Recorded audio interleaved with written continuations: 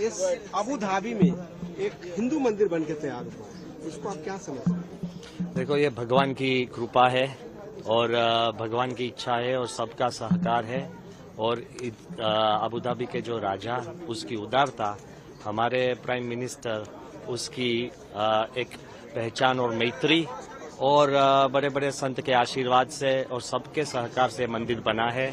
और सबके लिए it's a moment of celebration, not just celebration, it's a day of gratitude.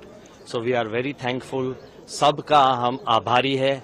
ऐसा मंदिर बना वो सबके लिए एक संवादिता का एक स्थान है। भगवान श्री राम अयोध्या में और फिर भगवान श्री राम अबू धाबी में।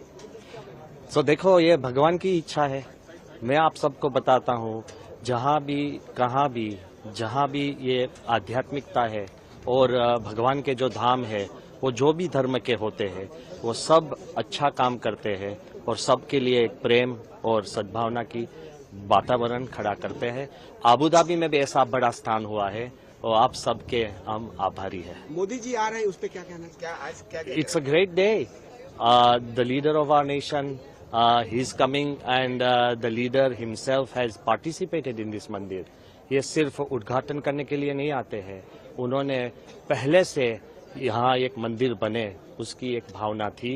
और वो ऐसे एक लीडर है, वो सिर्फ ट्रेड और अग्रीमेंट और ट्रीटी की बात नहीं करते हैं, वो संस्कृति, संस्कार और मूल्यों की भी बात करते हैं।